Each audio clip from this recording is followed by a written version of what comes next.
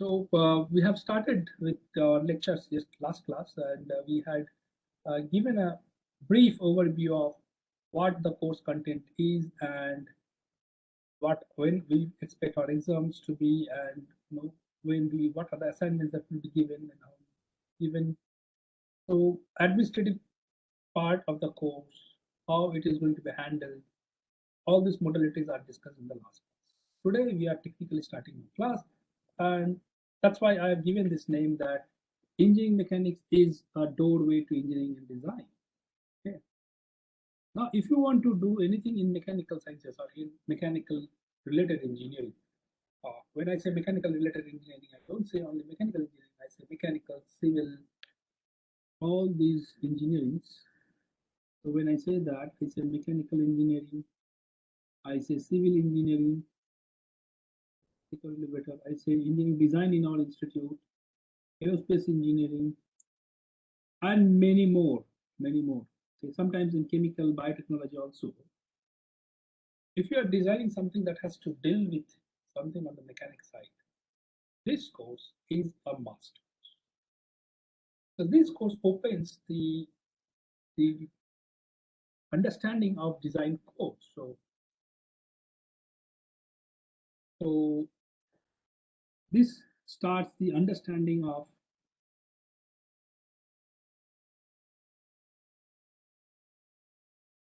mechanics. And therefore it gives you an understanding of design also. So design codes, when you use design codes for designing, so these design codes will have various terms related to it, right? When you design,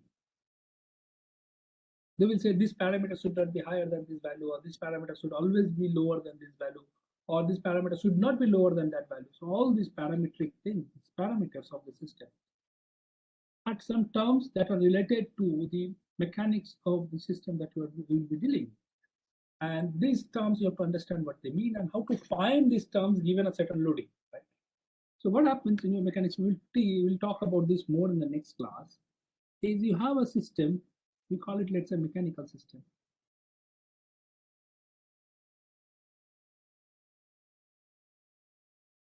It can be a beam, can be a beam, can be a truss, can be anything. Okay. What you do is you understand what kind of loading is coming to the structure, right?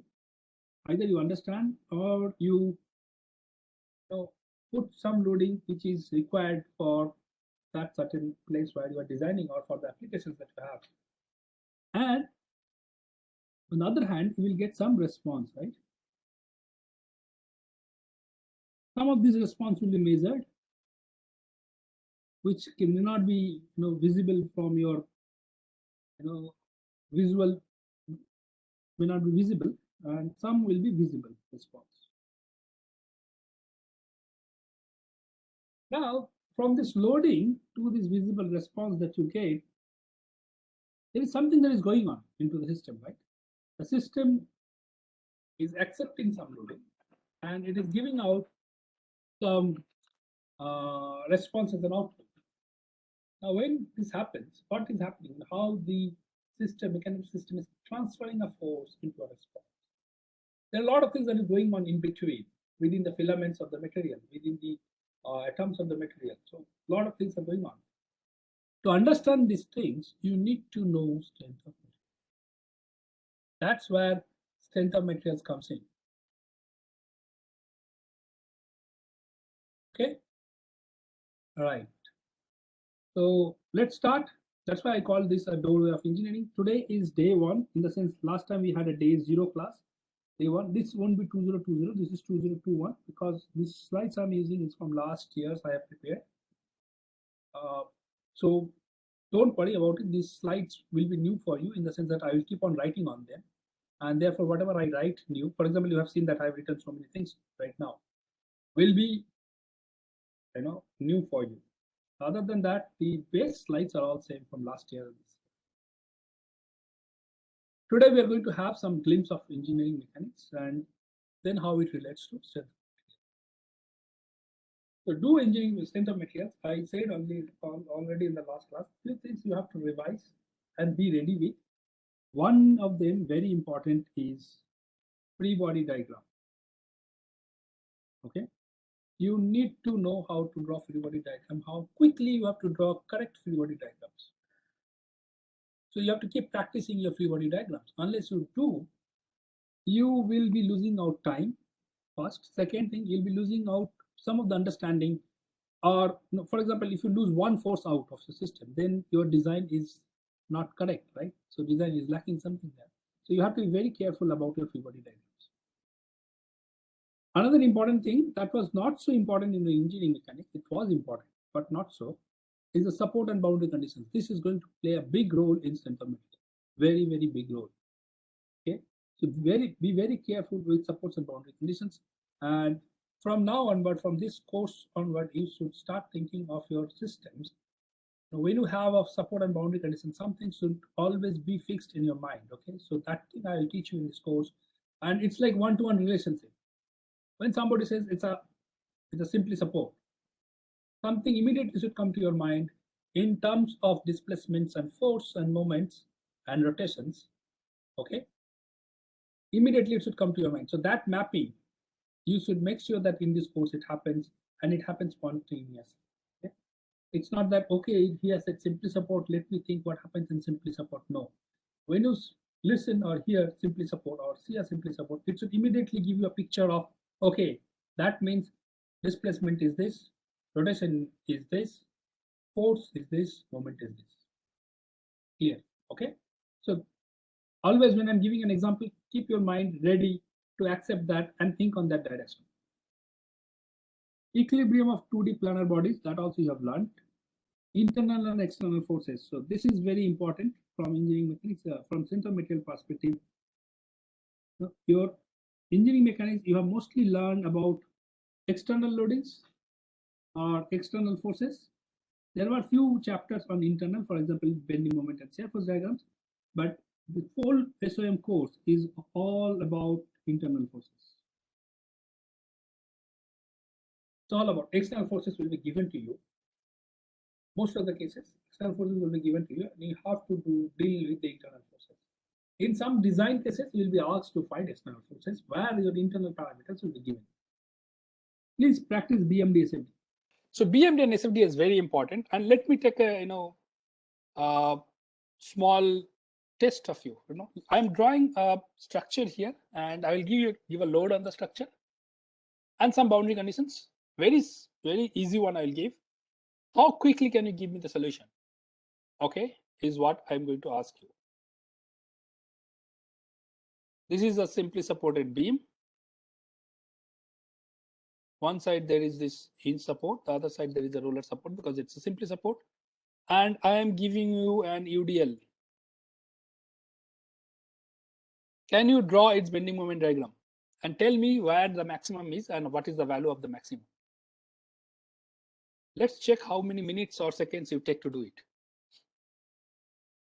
Hello, sir. That is sinusoidal or freeform? It's a UDL, uniformly distributed load. It's 4 unit length, right?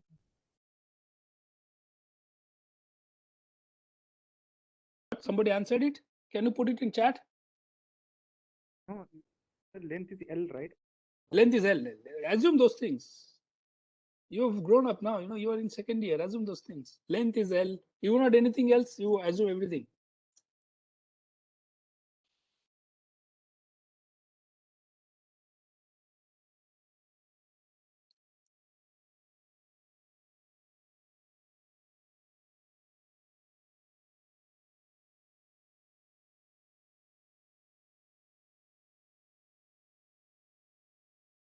Quick. You cannot take so much of time.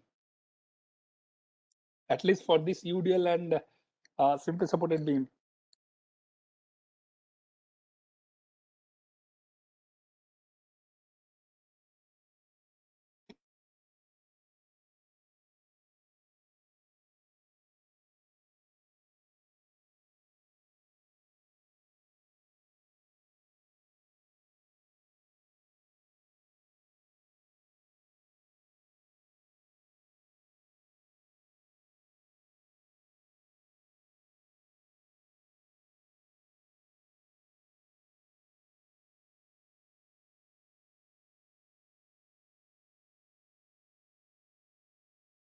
Harshita, is it done?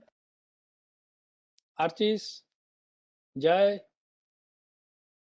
Chinmay, Thomas,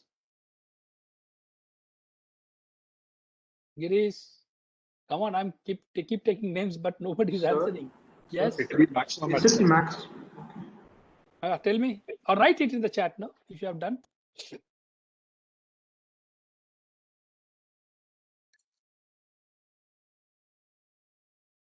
Find maximum bending moment. Find location of BMX. Yes, who has maximum at AY? What is AY? So the vertical force at the track. I mean the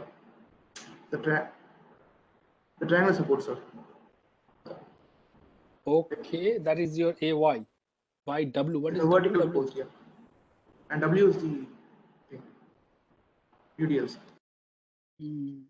Jai, you have written WX square by 2. What is X? So X is the distance from the left point, and W is the total load. I have not taken the load per unit length. AY square. Why A is coming? Kanikeswar. Sir, A. Okay, I took the point of the triangular support, so that I took that point as A, sir. So the vertical Okay. force there is AY. Okay, right. Now let me tell you, you cannot take so much of time in solving this. 3 minutes is too much of time to solve this. Okay. In your center material course, you cannot take 3 minutes to solve this problem. Very simple.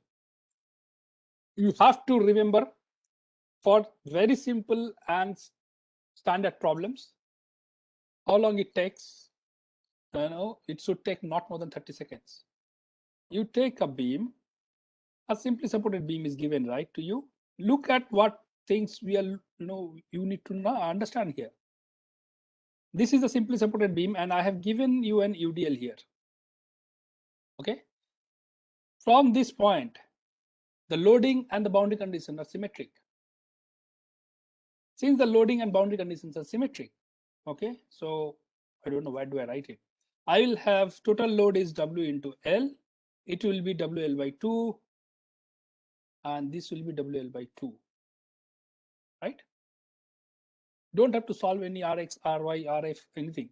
And all loads are vertical, so there won't be any horizontal loading. Very simple. So now you should use your qualitative judgments rather than your numerical judgment of doing things. So you have to remember these things and you have to quickly do it. The bending moment here changes like this. Why does it change like this? It's a square parabola. Why it's going to be a square parabola?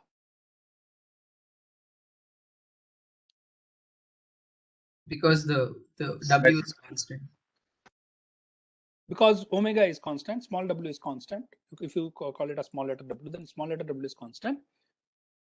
And therefore, the bending moment is going to vary as a square of the distance. That means the parabola function of x square, where x is this. And since it's symmetric, it has to have a maximum here. And values, you have to remember what values it comes for a UDL, what value comes for a not an UDL, just a point load. These things you have to immediately remember. Okay. I'm telling you cannot take 3 minutes is because at the end of the course, this will be a design problem. When I give you a design problem, I'll ask you to find either the maximum stress level, or I'll ask you to find what will be the area or length or depth of, not length, area or depth of the beam. In that case, the load will not be given to you. So you have to immediately, if you spend time in finding bending moment diagram and shear force diagram, it's going to take a lot of time for you. You'll waste a lot of time in solving those things, which are probably not necessary, which are necessary but not part of this course. So we will assume that you already know this and you can do it quickly. While going through the beams, I'll teach you also how to quickly draw bending moment and shear force diagrams. Okay, qualitatively at least, how to check those diagrams qualitatively, and sometimes we will get numerical solutions also when we solve deflections of beams. So towards the end, please pay attention a little bit more on the bending moment and shear force diagrams, and because you have to draw after that a deflection diagram. So unless you know quickly to do a bending moment and shear force, it will take a lot of time for you to solve a deflection problem, because a deflection problem can be as long as 3-4 pages, right? And the point that will be given to a problem will be only 7.5. Now, if you spend 3 to 5 minutes on bending moment and shear force diagram, the deflection itself will be a longer one, right? So you don't. So my point of telling this is keep practicing bending moment and shear force diagram and keep remembering the values. Okay, for very simple ones, I'm not telling for the complicated ones. For very simple ones, for example, the load that I have given for point loads in cantilever and simply supported beams. Okay. Okay, so after that, you need to know a little bit on the geometric parameters. When I say geometric parameters, I mean you need to know how to find centroid. You need to know how to find second moment of area and all those details, right? So once you find them, you are good to go with your center material course. Okay, so just revise these things whenever you get time, maybe in the weekend. You don't have to spend too much of time. You can spend, maybe 1 to 2 hours in all these things. Mostly you have to understand free body diagram and bending moment and shear force diagram. Spend little bit of more time on these two. Other than that, other things will be mostly covered in this class. Right. And if you go to engineering mathematics, I would expect that you know how to solve ordinary differential equations. Okay, if you don't know, please start learning it. We will need it from after our quiz 2. Okay, a little bit of matrix algebra. If you don't know it, please revise it, because we will need it in another 1 month's time. And eigenvalue analysis. Okay, this will be needed towards the end. So not very important eigenvalue analysis. If you don't know, that's fine. We will touch whatever is needed. But apart from that, everything else are needed. So please revise these things in details, or at least have them in touch, so that when I discuss those, it will be easy for you to understand. Okay, let's get into free body diagram today. Okay, get your pen, paper, notes, whatever you have ready to draw a few free body diagrams. All right, so what I will use is mostly I will use Hibbeler. Okay, for my strength of materials course, as I told you last time also. And time to time, I'll use some other book by Timoshenko, which I'll tell you which part is taken from which part of the book. So right now, everything is from Hibbeler. You assume that till your quiz 2, everything is from Hibbeler. Right, so we have first picture of the first system. The diagram is already drawn. So this is the first one. Okay. Can you start drawing the free body diagram of this? This is the second one. Some of you try second one, and some of you try third one. There are 3 problems that are given here. So look at these problems. So first one is you have a rod here, which is connected to point A. You might have solved it in your engineering mechanics course. It is being pulled on this direction. There is a L-shaped bracket here, which is connected to a hinge support here. Okay. Now you pull this. You have to draw its free body diagram. Okay. So the free body diagram rod alone also, like alone, like FBD for the rod, right? You can draw only this, or you can draw this and then this separately. So how many members are there here? 1 and 2 members. You draw separately free body diagram for these 2 members. Okay. Now, what do we mean by free body diagram, and what do we mean by static here? So if you look at this problem, this L-shaped bracket has a radius of this size, right? Okay. So it can move from something like this, right?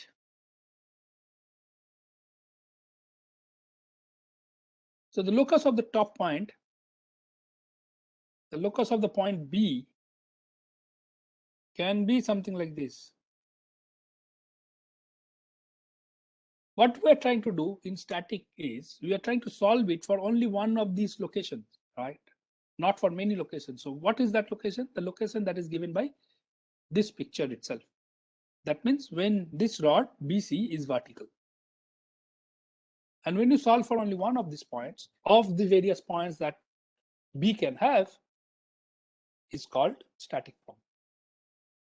Okay, when you solve it for all the points, we go into a dynamic problem. All the points at once, not separately. So have you all solved them? So many of you may think that, okay, sir will solve it, or other friends will solve, and then we will. Vasanti, you have a question? You have raised your hand. Oh, sir, by mistake it was clicked. Okay, fine. So if you do that, it's fine. You can wait for me to solve. You can wait for your friends to solve. But at the end, you will be the loser because you will not learn the challenge in solving it and how much time you take to solve it. Both are important for you.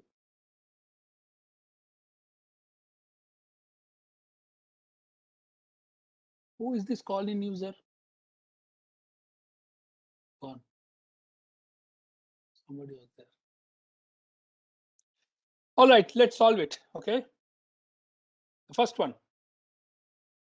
First one, let us look at this member BD. This is what do you call, this is a bracket, an L-shaped bracket. Okay.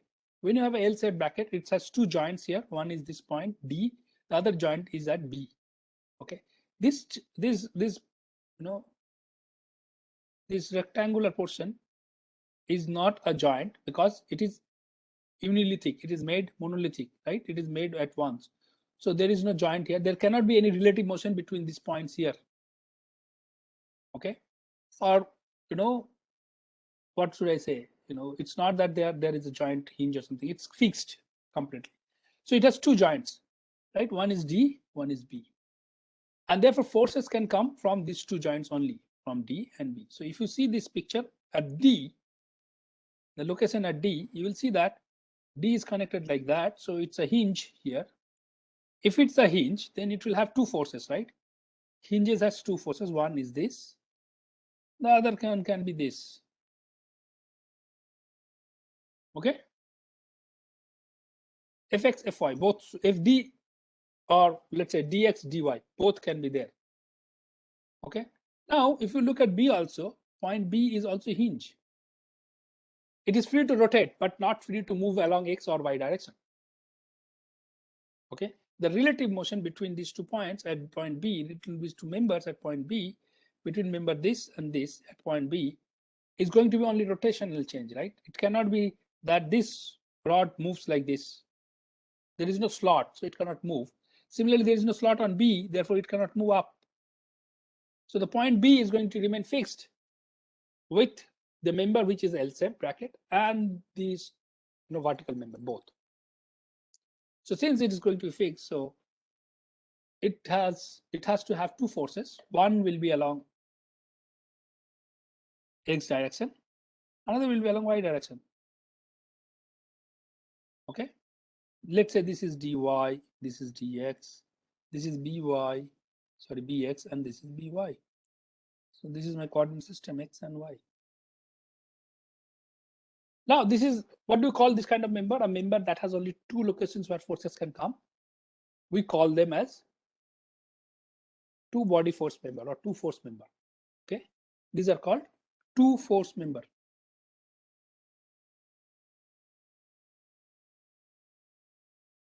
What happens when you have a two force member?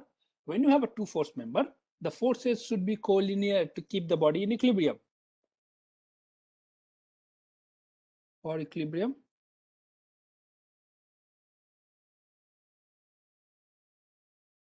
the forces need to be collinear. Okay, that means they pass through the same line of action. The line of action of the force should be same and the magnitude should be same, right?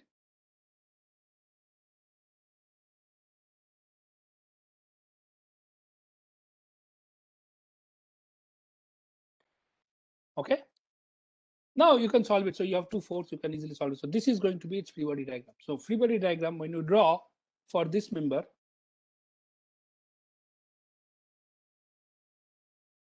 you can always say that, sir, I've drawn it like this.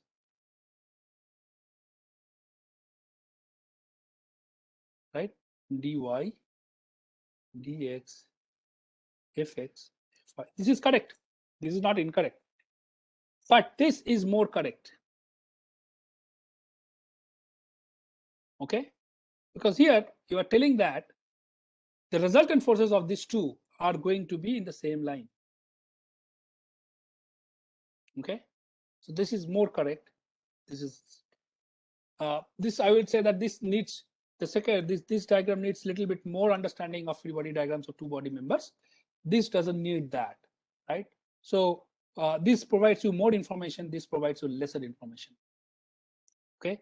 Otherwise, what will happen if they are not collinear? Then the unbalanced force will form an unbalanced couple. And if there is an unbalanced couple, the body will start rotating. And if it starts rotating, it is not in equilibrium. Okay, two force member part I have to repeat again. Okay, so this bracket is a two force member because there are two joints here and there are forces only at these two joints. There are no other extra force on this body, on this member. Okay, so that's why these are called two force member. So they can carry, they will only have two forces. And when they have two forces, yes. Sorry to interrupt, sir. So actually, like my doubt is why it is called two force member, sir. Though it is two joints, there are four forces acting also. Like not the resultant, like not considering the resultant, we have four forces also. Like, where are the four forces? You mean the fx, fy, yeah, dx, dy? Yes, sir. What do I call you? Kanisk or Kanikeshwar. Kanikeshwar, yeah. Kanikeshwar. Yeah, Kanikeshwar. Let's say, I don't like this x and y coordinates that you have drawn here. Okay. I'll draw another x and y coordinate if you like.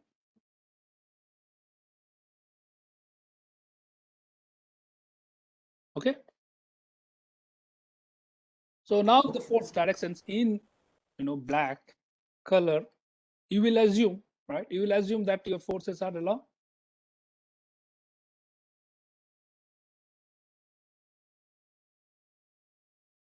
Right? And let's say these are dash, so you will name them as dx dash, dy dash, and similarly fx dash, fy dash, right? And I can find finitely large number of pair of axes along this, like that. Okay, and I can suit them as my choice. Somebody can say that for me horizontal and vertical are the choices. For me, somebody can say for me 45 degree with the vertical is my choices. Somebody can say 30 degree. So this dx, dy, fx, fy forces are for our understanding, for making sure our solutions or our calculations are easier. Whatever axis you take, the body is going to have only two forces, and those two forces are going to be along this line.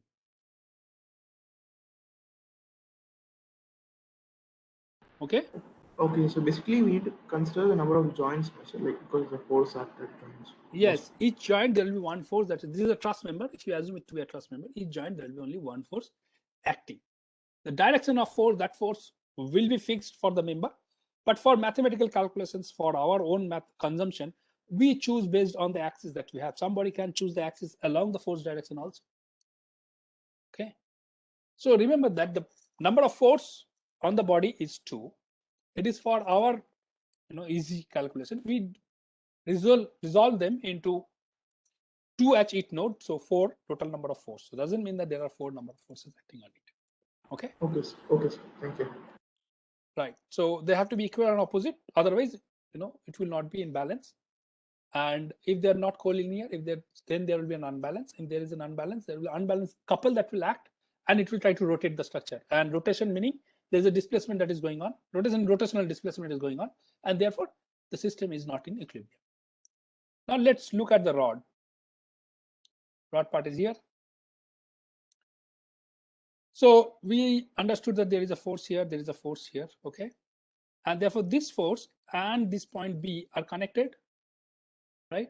So the body at point B, the bracket was being pulled by the vertical rod, and therefore the vertical rod will be pulled by the bracket, right? There is an equal and opposite forces. So the F force that was acting here at B, let me not color it, acting here at B will now be acting in the opposite direction at this point in B. Okay. And then there is, we are giving a force here, as you can see, with a hand in a horizontal direction. So that is here given. So that's the another external force on the system. Now, which direction will this force be? The force at point A. Now, direction of the force at point A comes from, this is a, how many forces acting here on this member? 3 forces are acting on this member, right? So this is a 3 force member, okay, or 3 body force member, something whatever you want to call. So this is a 3 force member, and when a 3 force member act, all the forces should go and join to a point. Okay, they should pass through a point. And since I know the direction of this force, I know the direction of this force, they will join here, and therefore the third force should also pass through this point, and therefore the direction of this force is also this. So this is the free body diagram for the vertical rod.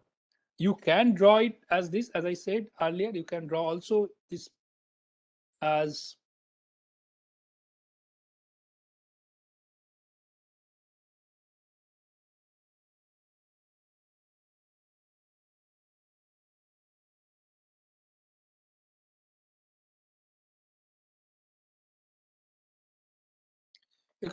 this, no problem. This is also correct, that is also correct, but this bears more information than the resolving the forces in horizontal and vertical directions.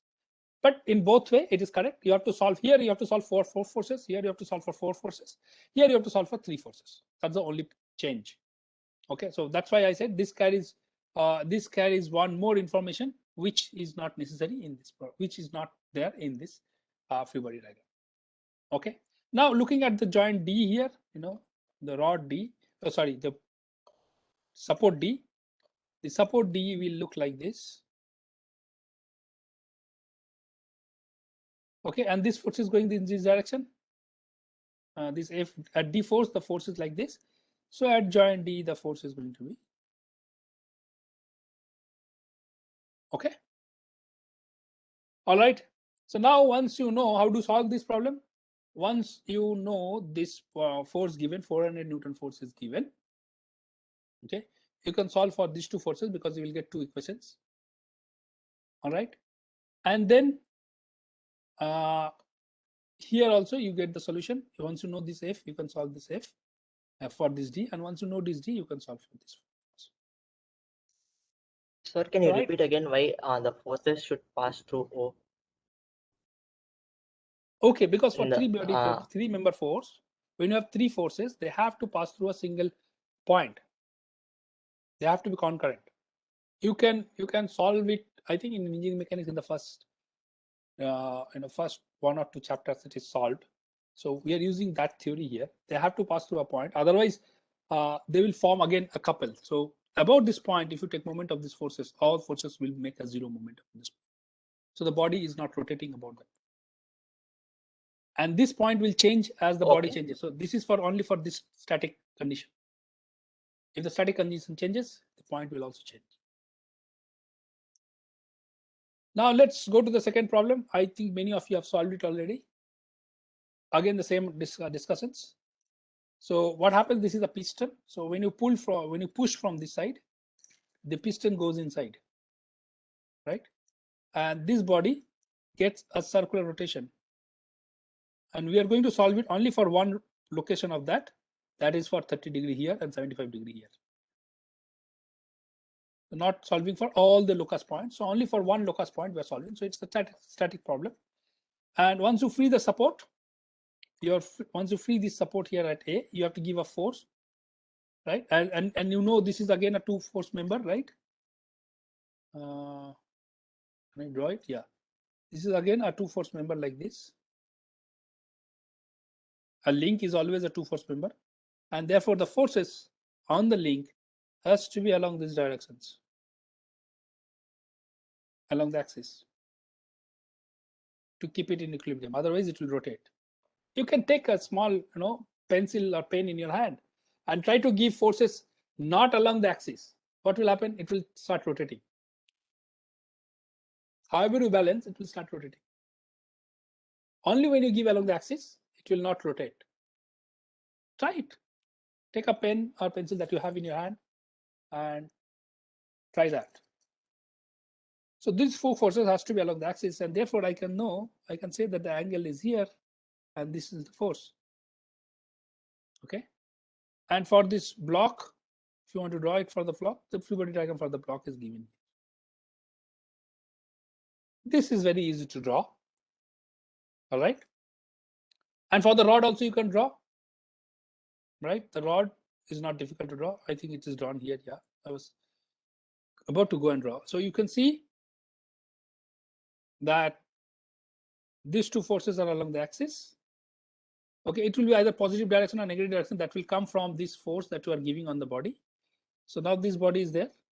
There is a force that is coming from here, and there will be two forces that will be acting from that block, from this, this piston, and there will be one force here that is coming from this link, AB. That is the free body diagram of these papers. So if you have not drawn it correctly, please, correct your diagram, and if you have any doubt, you please ask me. I'll upload this notes, so no worries. Sir, Yeah. this is also a three force three for the rod. It is also a 3-force thing, right? For the last one you drew it. All the forces Yes. must be concurrent for this, Right. but for this Right. you're resolving it into 2 by, sir. Drawing a Here, different diagram. yeah. Here also, I don't need to do this. I don't need to do this. I can extend this. I can extend that, and I can tell what will be the force here. Okay. But sir, so what is the reason the last time you did it and now you didn't? There is it no reason. As I said, this has more information in it. You can draw it as this also, but this has more information. It was easy to draw because they are very near to each other, which is not easy to draw because the long length it will come, because these two you can see almost like parallel. So it will go of long distance. You can also do that here. That's not a problem. Okay, sir. Thank you. This is also not incorrect. That's what I said. This is also not incorrect. This is also correct. This is also correct.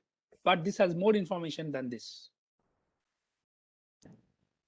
So what it doesn't say here, please try to understand. I will make it more clear. What it doesn't say here is which angle the force is going to be, right?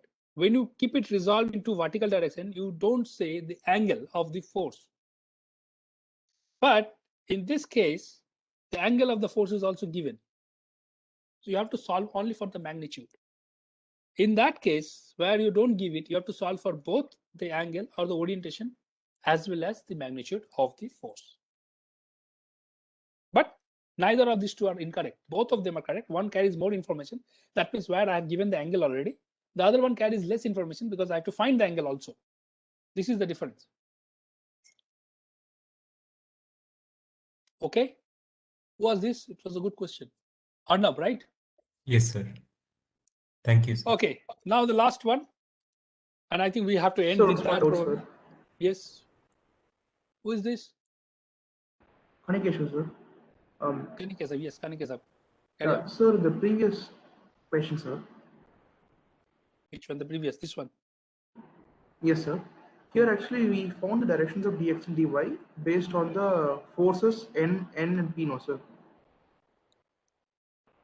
N and P are also not known to you, right? Like no, sir. Like the directions are known or they are also known, sir. Yeah. What? Are the directions known, sir, for n and p or No, they are no. N and P directions are known. Yes. So N will be vertical and P is going to be so. What happens is you have this block here, right? The block cannot move vertically downward, and therefore a vertical force will be acting here. And the block, when you push it, when you push from this direction, the block goes inside like this, and it goes to the wall and hits the wall, right? So the wall will give a force. So these two forces are separate forces along horizontal and vertical direction. Okay, and therefore, Arnav, if you understand here, therefore, if I keep this block here like this, I just need to, I know that these two forces, dx and dy, because dx is going to be equal to p and dy is going to be equal to n. So I don't need to have an angle here. I don't need that angle because these two forces can be very easily found out using these two forces n and p. Now n and p are the forces that are coming from, one from the wall, that is this side, and one from the bottom side. They're two separate forces, they're not the same force. Sir, like that is fine, sir. So my point is, so because of this, the resultant will be will be in a direction, sir. But I don't think that force will be concurrent with the other two forces, sir, for the three force diagram. Can you draw it? Can you solve it and check and tell me next class? Okay, sir. Okay. You Yes, do it, you solve it. I think it is solved in the book also. You solve it. Sir, And show me they are not concurrent. It should be concurrent, sir, because if we take torque about point A, the net torque should be Archis. Archis. Yeah, Archis. I know it will be concurrent. Without concurrent, it will not be in equilibrium. Let Kanikasa find it out. Unless he finds it out, he will not remember also. Sure, sir. Those who have doubts, please solve the problem and try to find whether they're concurrent or not. Only if you do it, you'll remember it all through your life. Okay. Okay, sir. Please do it, Kanikasa, and let me know what do you get next class. And Yes. not only Kanikasa, I'm telling to all of you, because these doubts are very common doubts. It will happen. Right? So always try and see whether it's true or not. Don't take my words granted, right? I have not written the Bible. So my words are not, written in Bible. So anything that I say are based on my experience, study on the books like this, right? So don't believe my words. If you go back and check it, only if you check, you will remember also. Okay, so do that. Now the last one we have is a free body diagram of a frame members. Now when you say a frame member, it's a bit different from truss member. Okay, try to find the difference between, how many of you know the difference between truss and a frame?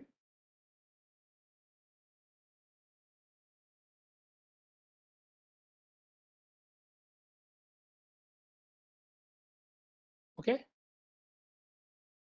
do you know the difference between truss and a frame? No? Okay. So truss is usually a triangles and frames are usually a combination of different geometries. Very good. Who was that? Jai. Very good, Jay. Now, can you tell me from the mechanics point of view? No, joint, you have told from one direction, from the loading direction, from the deformation direction. Sir? Can you tell? Yeah. So is it the resultant force to be along the parts of the trusses? Like it should be only. I don't know the exact word to put, sir. Okay, so I will tell now. A truss, as Jay said, will have a minimum triangle should be there. Okay, and then you add on based on the triangle, right? So a triangle should have to be there in a truss. That's important. Okay, for stability, it is necessary, and then you keep on adding on it. Minimum triangular structure has to be there on a truss. That is true. A truss is generally made up of links. So they are all members are all two force members. So these all members are two force members. So you have learned this two force member before also in truss. Each one of the truss member are two force member. Okay. Why are they two force member? Because they only take loads or transfer loads from their joints. They do not take load anywhere in between. Okay. It will not take load anywhere in between. Loads are only at the joints. So from load perspective, they are only at the joints. This load cannot be anywhere in between. It carries only axial load. Three things I told. One, minimum triangle geometry. Right. Second, it takes load only at the joint. So please write them down because I'm not writing here. That means it will not be there in the notes. And third is they are two force members, right? So when you say they put two loads in the joints, they are two force member. And third is they carry only axial load. So if you take a section of this rod, it will have only axial force. It will not have a transverse force. Okay, they carry only axial loads. So internally they carry axial load. Externally they can take load only at the joints. And geometry wise, they have to be minimum triangle. That's a truss. Yeah, somebody wrote, Sukrit wrote, we ignore. Not generally ignore. You have to ignore. If you don't ignore, that becomes a frame. Now for frame, a frame can take load not only at the joints, anywhere also. Okay. A frame can bend like a beam. Therefore, transverse loading is there. Transverse forces are there. Bending moments are there. Everything is there. These are not there in trusses. Trusses has axial force. A frame can have axial as well as transverse as well as bending. Okay. Minimum triangular is not a requirement, hard requirement. You can give it, but that's not a hard requirement for frames. For example, a frame can look like this also.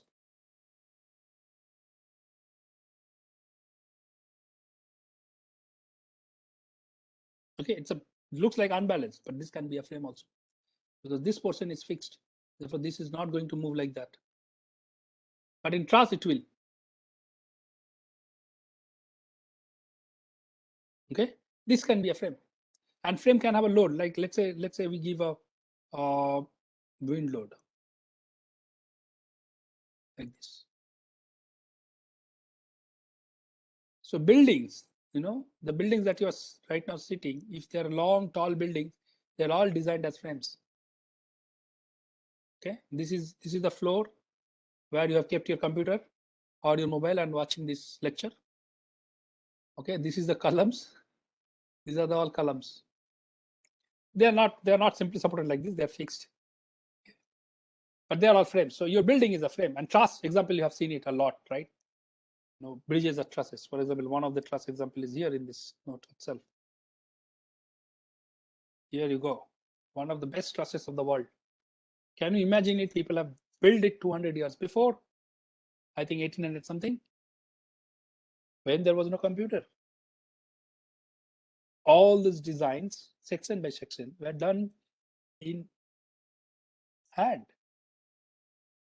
Similarly here, another fantastic, truss structure, Howrah Bridge in Calcutta.